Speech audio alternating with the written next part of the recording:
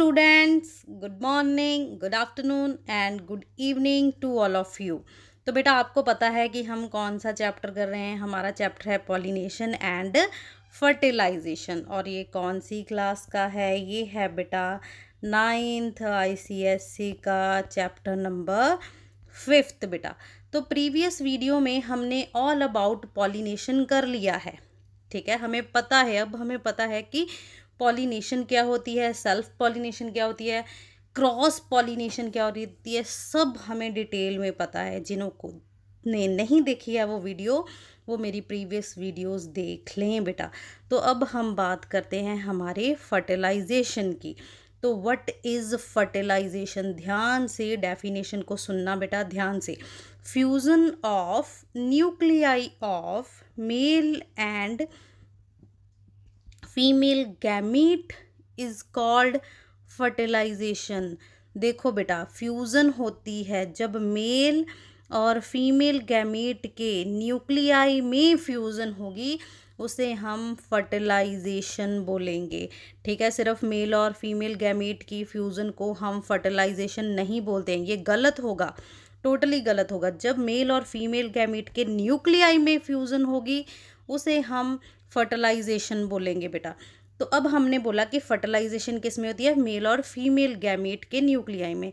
अब ये मेल और फीमेल गैमीट कहाँ होते हैं बेटा? मेल और फीमेल गैमीट होते हैं बेटा गैमीटोफाइट्स में। किस में होते हैं? गैमीटोफाइट्स में। गैमीटोफाइट एक ऐसा स्ट्रक्चर है जो मेल एंड फीमेल गैमीट को कैरी करता है बेटा। ठीक है, तो अब देखो, मेल गैमीट हमारे पास क्या है? मेल गैमीटोफाइट हमारे पास क्या है? पॉलन ग्रेन है बेटा। और फीमेल गैमीटोफाइट हमारे पास क्या है? That is embryo sac. ठीक है बेटा, अब ये पॉलन ग्रेन तो आपने सुना ही है, पॉलिनेशन में हमने बहुत यूज़ किया है, transfer of pollen grain, transfer of pollen grain. Embryo sac क्या होगा वो मैं आपको बताती हूँ।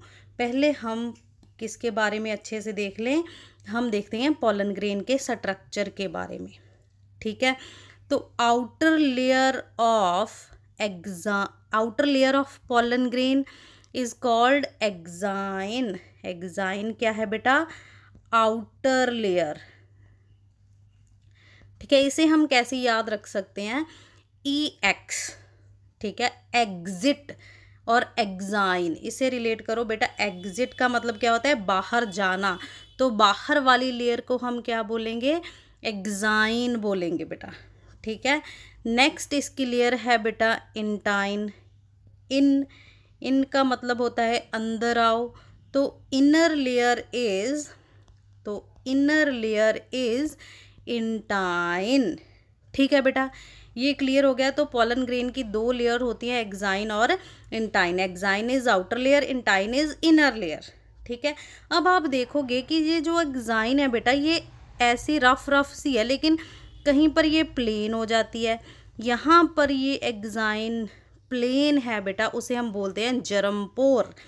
जर्म पोर क्यों ज़रूरी है? पॉलन ट्यूब की फॉर्मेशन के लिए। ठीक है, लिख लो बेटा, नोट कर लो, जर्म पोर क्यों ज़रूरी है? For the formation of pollen tube और जर्मिनेशन के लिए बेटा। ठीक है, पॉलन ट्यूब और जर्मिनेशन के लिए पॉलन ग्रेन के। ठीक है बेटा, आई होप आपको ये सब क्लियर है। अब देखो, इसके अंदर दो न्यूक्लियस होते हैं, एक होता है जनरेटिव न्यूक्लियस, एक होता है ट्यूब न्यूक्लियस। इन दोनों के फंक्शंस को आपने अच्छे से देखना है बेटा। जिसके नाम में ट्यूब आ गया बेटा, तो वो क्या फॉर्म करेगा? पॉलन ट्यूब फॉर्म करेगा। ये पॉलन ट्यूब क्या होती है ये मैं आपको बताने वाली हूँ, अभी आप सिर्फ याद रखो बेटा कि ट्यूब न्यूक्लियस का क्या काम है? पॉलन ट्यूब की फॉर्मेशन। और जनरेटिव न्यूक्लियस का क्या काम है बेटा? जनरेटिव मतलब जनरेट करना। किसे जनरेट करना बेटा? ये डिवाइड हो जाता है दो मेल गैमीट्स में। किस में? मेल गैमीट में।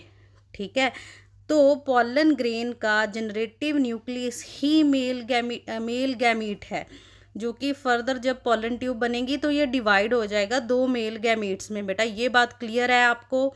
आई होप ये आप समझ गए होंगे कि ट्यूब न्यूक्लियस का क्या काम है, पॉलन ट्यूब की फॉर्मेशन, और जनरेटिव न्यूक्लियस क्या बनाएगा, 2 मेल गैमीट बनाएगा बेटा। ठीक है, क्लियर है। अब हम चलते हैं आगे। नेक्स्ट देखो बेटा, अब मेल गैमीटोफाइट के बारे में हमने अच्छी तरह पढ़ लिया। पॉलन ग्रेन के बारे में हमें पता चल गया कि ये मेल गैमीटोफाइट क्यों है, क्योंकि इसके अंदर 2 मेल गैमीट्स होते हैं। अब देखो, अब हमें फीमेल गैमीटोफाइट के बारे में जानना है। उससे पहले आप देखो कि ये किसका स्ट्रक्चर है। फीमेल रिप्रोडक्टिव पार्ट है हमारे पास, जो किस में डिवाइडेड है, स्टिग्मा, स्टाइल एंड ओवरी। ठीक है बेटा, ओवरी में हमारे पास होगा ओव्यूल। ठीक है, ओवरी में हमारे पास क्या होगा बेटा, ओव्यूल होगा। जो भी ये खाली स्पेस है ओव्यूल के सराउंडिंग, इसे हम प्लेसेंटा बोलते हैं बेटा। क्या बोलते हैं, प्लेसेंटा बोलते हैं। ठीक है, तो ओव्यूल का स्ट्रक्चर कुछ ऐसा है बेटा, या अगर मैंने इसको बाहर निकाल कर देखा तो इसके सराउंडिंग क्या थी, ये 2 लेयर्स थी बेटा, एक ये वाली, ठीक है, और एक अंदर वाली। ये इन लेयर्स को हम बोलते हैं इंटेग्यूमेंट। बाहर वाली आउटर इंटेग्यूमेंट, अंदर वाली इनर इंटेग्यूमेंट। ये जो सारी स्पेस है बेटा, ये इसे हम बोलते हैं न्यूसेलस बोलते हैं बेटा। न्यूसेलस के अंदर होता है हमारा एम्ब्रियो सैक। तो ओव्यूल को हम गैमीटोफाइट नहीं बोलते हैं बेटा। Ovule is not a gametophyte.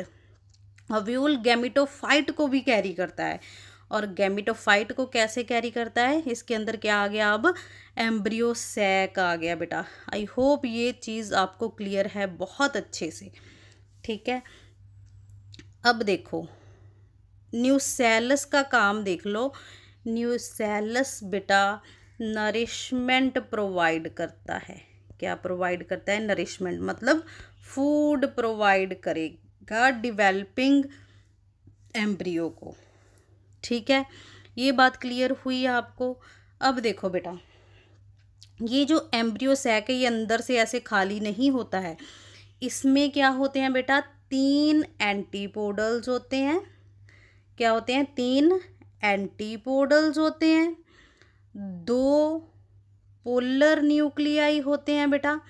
और इसमें हमारे पास देखो, अब ये देखो बेटा, 3 ऊपर की साइड एंटीपोडल्स और 3 हमारे पास क्या हो गए, देखो 3 एंटीपोडल्स हैं, 2 सिनर्जिड्स हैं और एक पोलर न्यूक्लियाई है जो फ्यूज़ हुए हुए हैं आपस में, और एक हमारे पास एग सेल है बेटा। ठीक है, इस डायग्राम को बहुत अच्छे से देख लें, डायग्राम को बहुत अच्छे से देखें बेटा, बहुत अच्छे से देखें इसे, क्योंकि ये वेरी वेरी इंपॉर्टेंट है। एग्ज़ाम में इसके रिलेटेड क्वेश्चन आता ही आता है। ठीक है, तो कितने सेल हुए, ये एक हो गया, 3 हमारे पास क्या हो गए, ये वाले नीचे वाले और 3 ऊपर वाले, और ये जो 2 पोलर न्यूक्लियाई है ना, इसे ये फ्यूज़ हुए हैं आपस में, मैंने ऐसे अटैच किया हुआ है। तो एक एम्ब्रियो सैक में बेटा 7 सेल्ड स्टेज होती है, ये आपने याद रखना है, very very much important. Embryo sac में क्या होता है, 7 सेल्ड स्टेज होती है बेटा। अब देखो, अब आपने बोलना है कि फीमेल गैमीट कहाँ गया अभी, ये जो एग सेल है इसमें यही फीमेल गैमीट है। ये जो एग सेल है बेटा यही हमारा क्या है, फीमेल गैमीट है बेटा। ठीक है, ये बात क्लियर हुई आपको। अब देखो, अब हमें आगे जाना है। अगर यहाँ तक कोई डाउट नहीं है तो मैं आगे जा रही हूँ। अगर आपको कोई भी डाउट होगा बेटा, आप मेरा टेलीग्राम चैनल ज्वाइन करने, वहाँ पर अपने क्वेश्चन पूछ लें, डिस्कशन कर सकते हैं।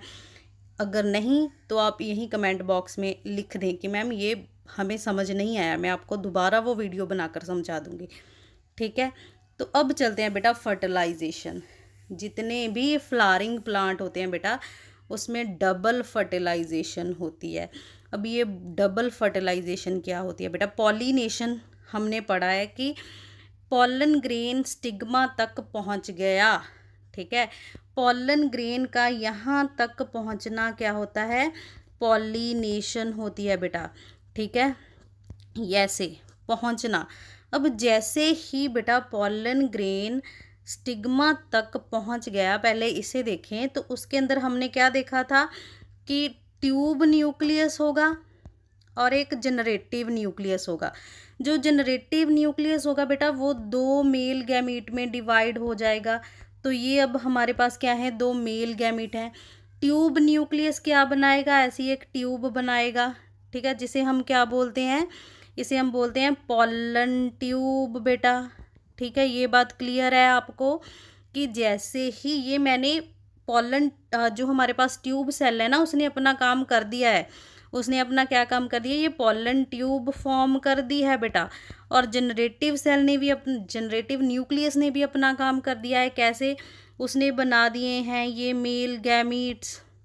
ठीक है, अब देखो पॉलन ट्यूब का काम क्या है।